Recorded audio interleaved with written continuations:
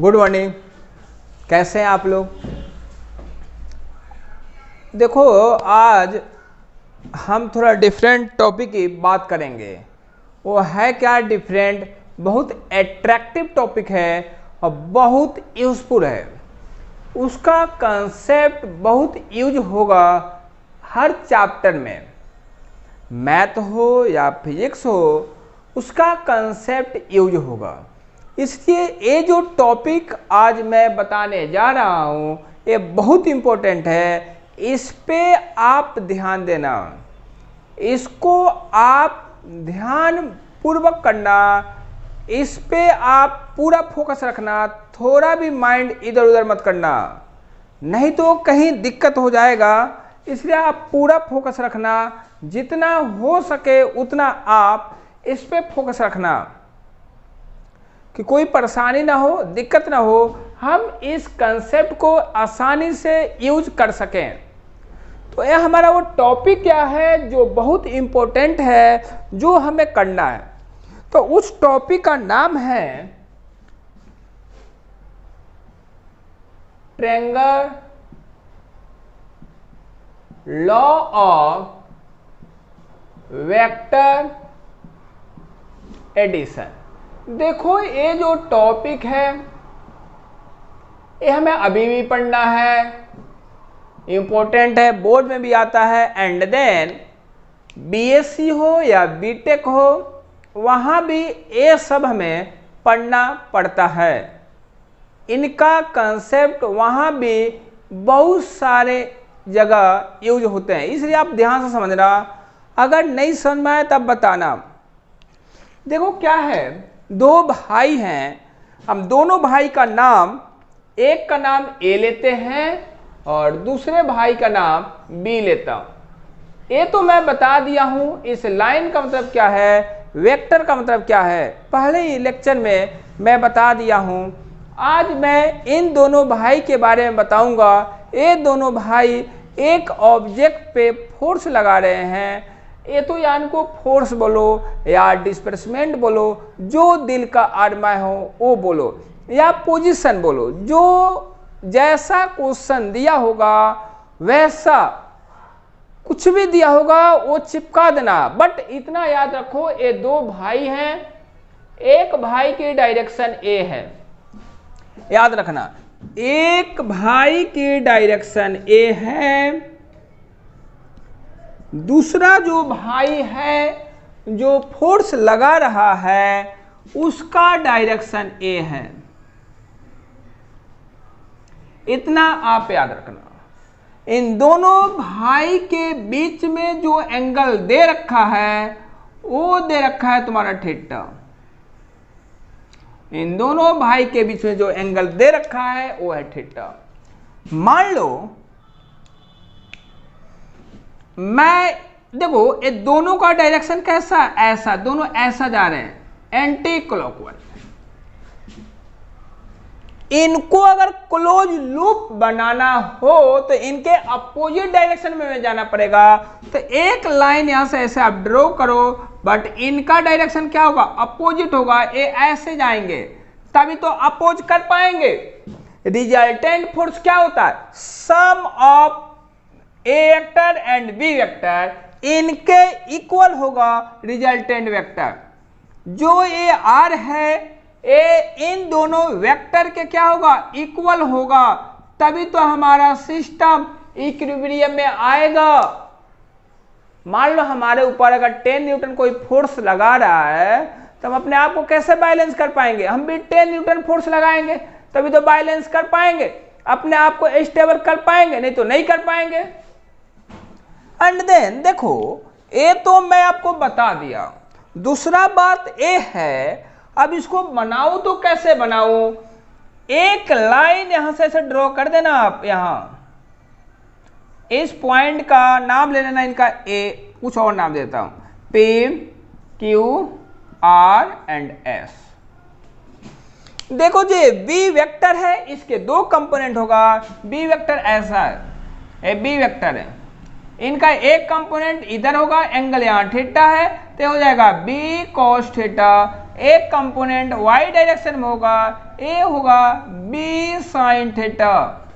तो यहां उसको लिख दो, जो x डायरेक्शन में होगा वो होगा b cos थीटा और इधर क्या होगा b साइन थीटा।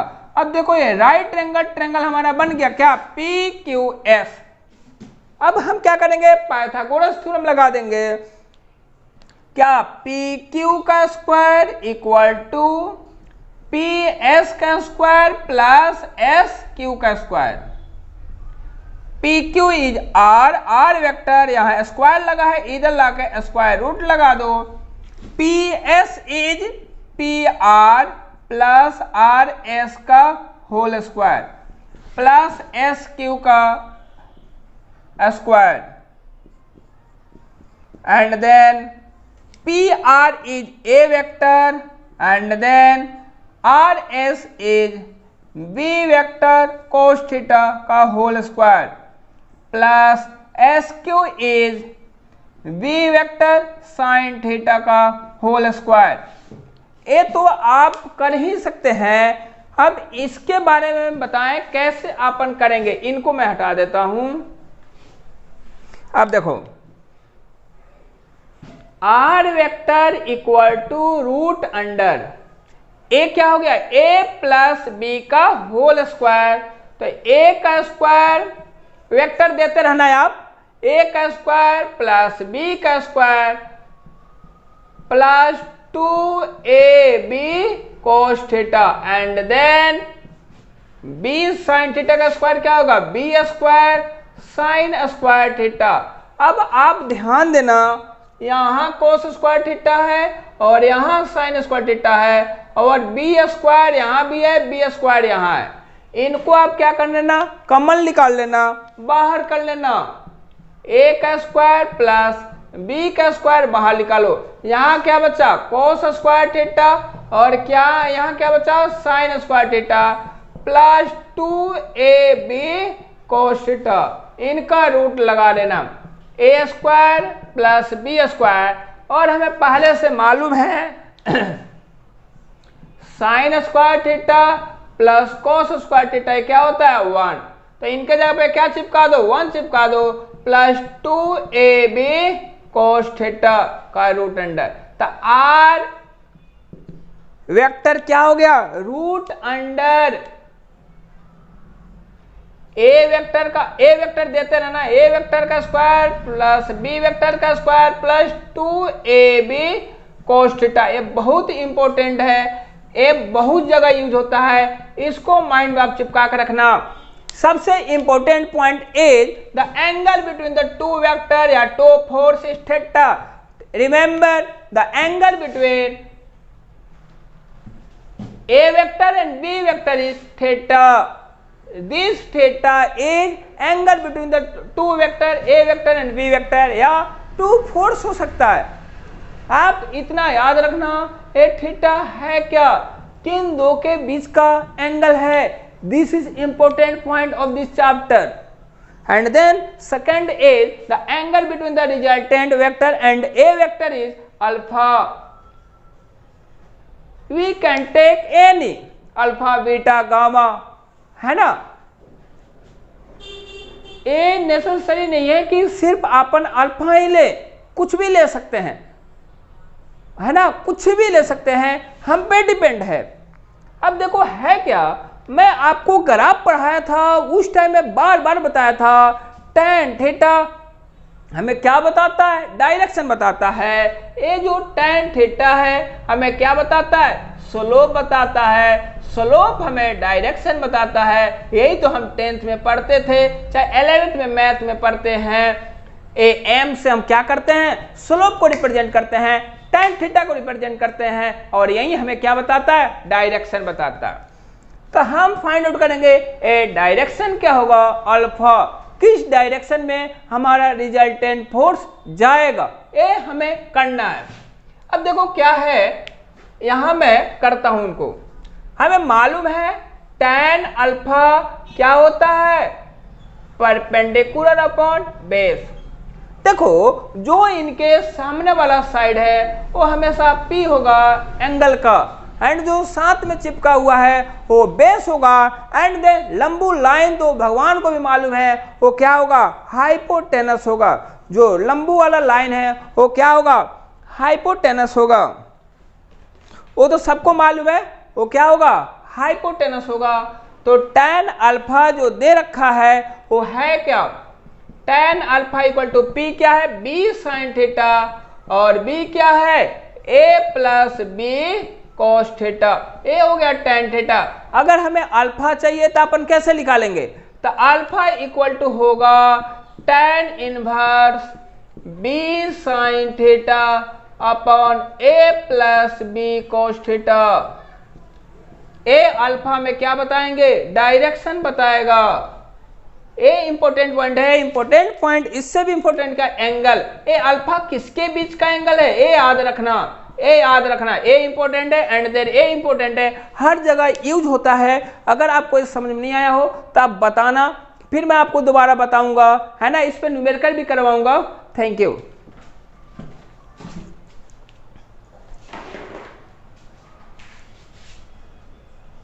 टॉपिक है, जैसे हम triangle law of vector addition बताया था वही कंसेप्ट सेम है, बट वहां ट्रायंगल था, यहाँ पैरेललोग्राम होगा। इट मींस दो साइड आपस में क्या होते हैं, पैरेलल होते हैं। जैसे रेलवे ट्रैक होता है, उनके बीच का डिस्टेंस हर पॉइंट पे क्या होता है, सेम होता है। यहाँ से यहाँ चेक करो या यहाँ से यहाँ चेक करो, हर पॉइंट पे सेम होगा भाई। इसलिए तो कहते हैं पैरेललोग्राम, इसलिए तो कहते हैं दोनों आपस में पैरेलल हैं, मतलब दोनों सेम डिस्टेंस पे ट्रेवल करेंगे, सेम डायरेक्शन में जाएंगे। अब देखो डायरेक्शन पैरेलल कहने का मतलब ये जरूरी नहीं है डायरेक्शन सेम हो, एक कहना भी गलत बात है। हो सकता है हम पैरेलल हो इनके, बट क्या हो, इनका डायरेक्शन फॉरवर्ड हो, मेरा डायरेक्शन बैकवर्ड हो सकता है। तो इसे एक कहना गलत बात है कि दोनों का डायरेक्शन सेम ही होगा। सेम भी हो सकता है, डिफरेंट भी हो सकता है। अब अपन टॉपिक की बात करेंगे। टॉपिक है क्या अपना, इंपॉर्टेंट टॉपिक है, इसको आप ध्यान से सुनना, लास्ट तक समझना, ये भी बहुत इंपॉर्टेंट है, ध्यान मत भटकाना। अब देखो क्या है, टॉपिक का नाम लिखता हूं, उसके बाद उनके बारे में बताता हूं।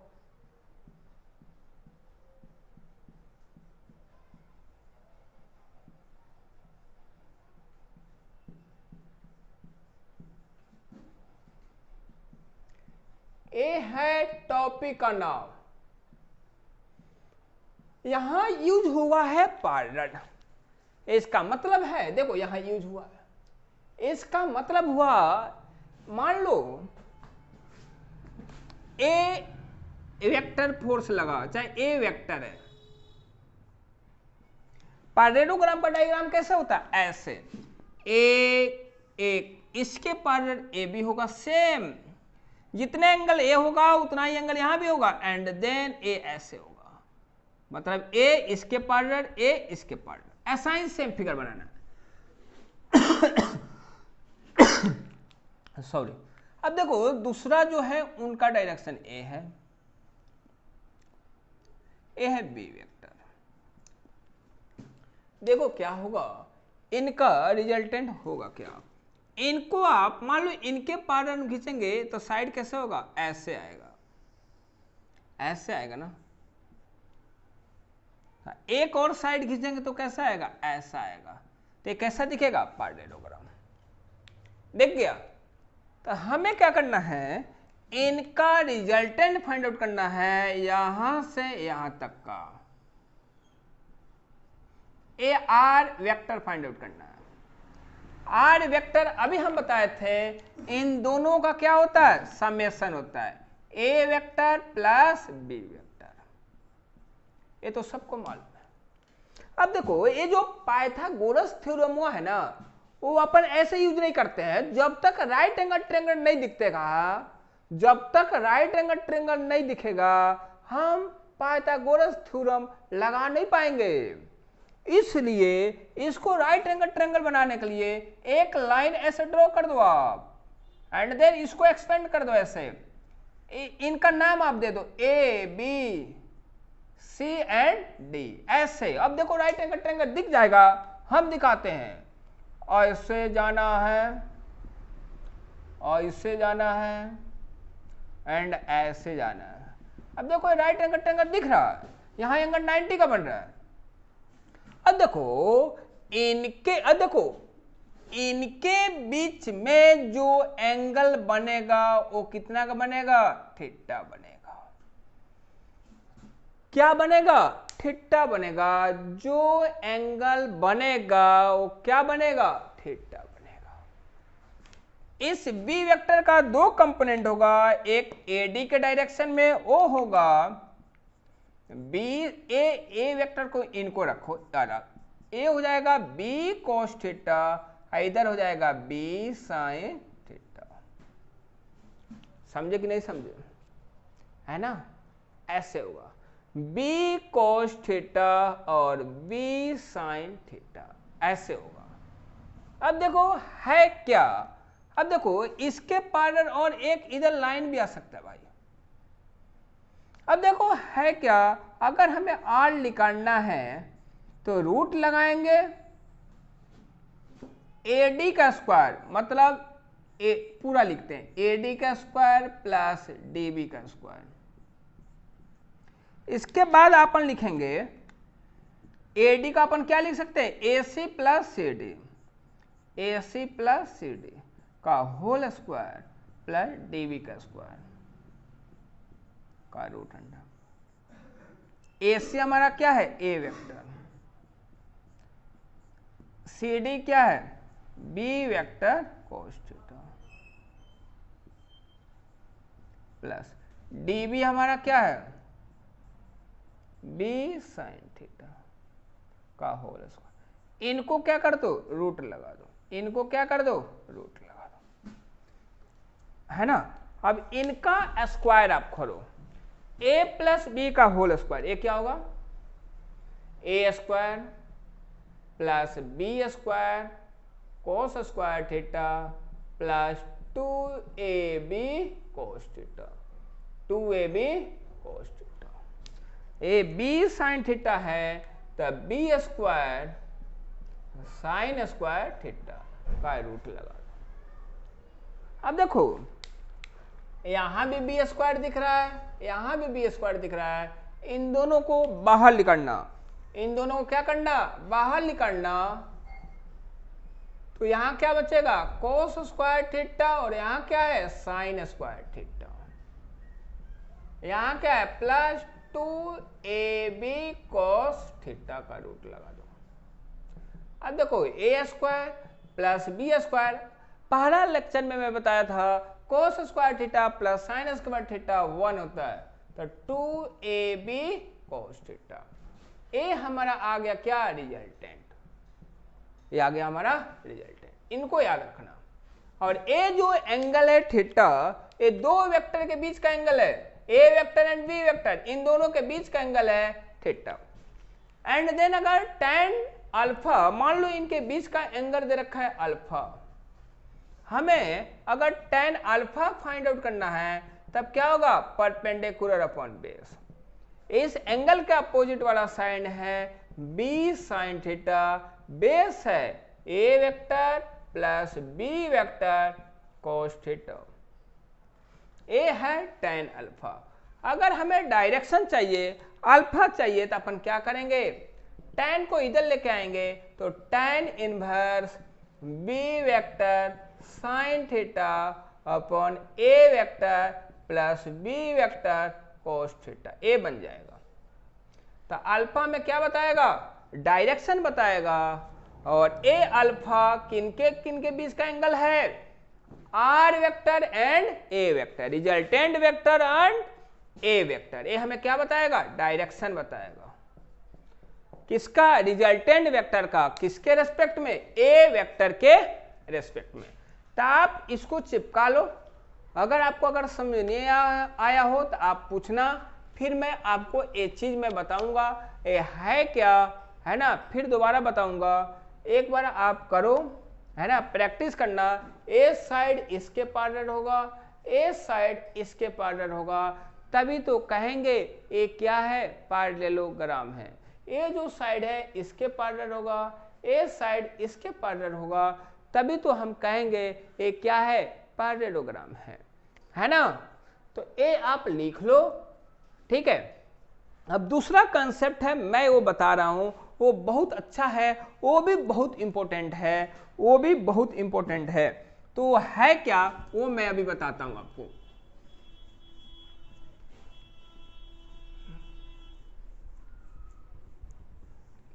देखो क्या, एक साइंटिस्ट थे, है ना, उन्हीं के नाम से ये है, उस टॉपिक का नाम है लेमिस थ्योरम।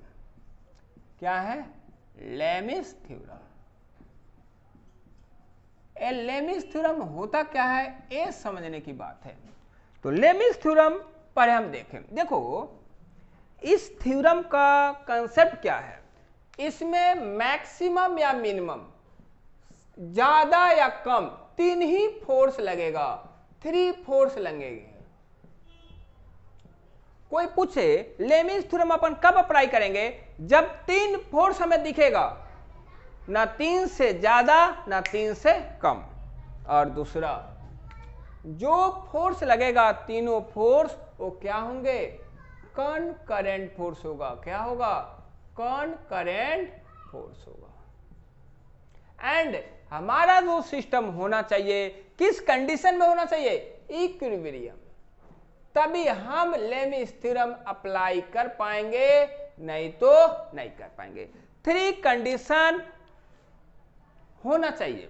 पहला, 3 से न ज्यादा न 3 से कम फोर्स होना चाहिए, न 3 से ज्यादा फोर्स होना चाहिए, न 3 से कम फोर्स होना चाहिए। दूसरा, कॉनकरेंट फोर्स होना चाहिए, मतलब जो भी फोर्स लगेगा एक पार्टिकुलर पॉइंट पे लगेगा, वो मैं बताऊंगा अभी। And third is equilibrium, equilibrium होना चाहिए। मान लो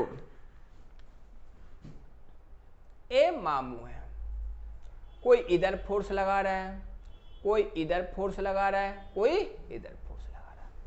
3 टाइप्स के इस पे फोर्स लग रहे हैं, F1, F2, F3। अब देखो सब फोर्स का डायरेक्शन क्या है, आउटवर्ड, बाहर भाग रहे हैं, और सिंगल पॉइंट पे लग रहे हैं, इसलिए तीनों फोर्स को हम क्या कर रहे हैं, कॉनकरेंट फोर्स कर रहे हैं।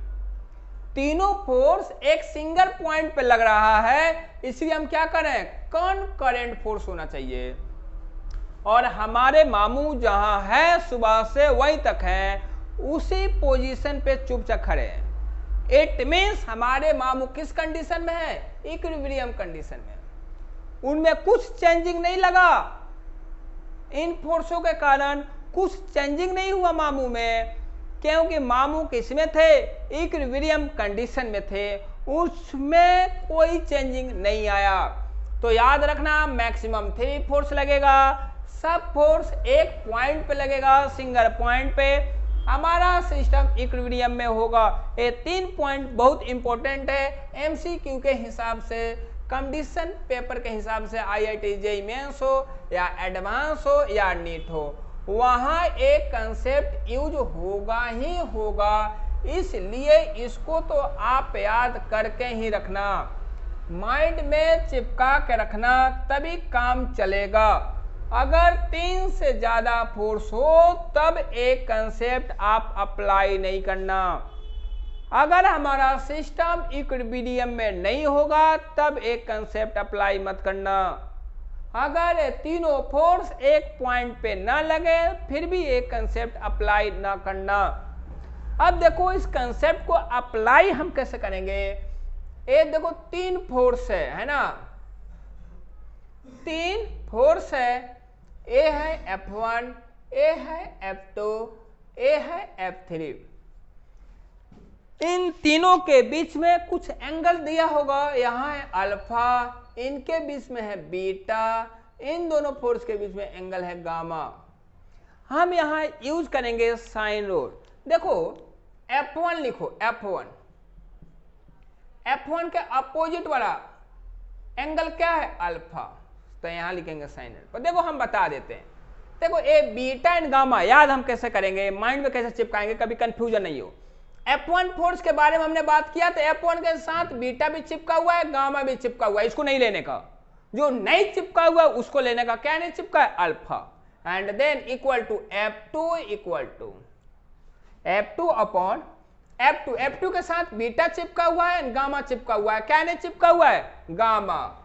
अल्फा एंड बीटा दोनों चिपका हुआ है, क्या नहीं चिपका हुआ है? गामा, तो sine gamma equal to F3 force के साथ गामा भी चिपका हुआ है, अल्फा भी चिपका हुआ है, क्या नहीं चिपका हुआ है? बीटा, तो यहां साइन बीटा लगाने का। एक कंसेप्ट यूज करना, मान लो सपोज दैट हमें फाइंड आउट करना है F1 फोर्स, तो हम क्या करेंगे, इन दोनों को एक साथ इक्वल सेपरेट करके निकाल सकते हैं, या F3 और इनको एक साथ लेकर निकाल सकते हैं, फाइंड आउट कर सकते हैं। दो को अलग अलग, दो को जोड़ा बना देंगे, F1 को F2 के साथ, फिर F1 को F3 के साथ, दो इक्वेशन बना लेंगे। दो अननोन होगा तो दो इक्वेशन बनाएंगे, एक अननोन होगा तो एक इक्वेशन बनाएंगे, दो का रिलेशन ले लेंगे, किसी का भी दो का। यहां तीन फोर्स है तो तीनों में से कोई एक फोर्स हमें मालूम होगा तभी इसको फाइंड आउट कर पाएंगे, अदरवाइज नहीं। तो आप इसको चिपकाओ। इंपॉर्टेंट पॉइंट वही था, मैक्सिमम ज्यादा से ज्यादा या कम से कम कितने फोर्स होने थे? 3 होना ही चाहिए। कंकरेंट फोर्स होना चाहिए, इक्विलिब्रियम कंडीशन में होना चाहिए। आप इसको चिपका लो। Thank you.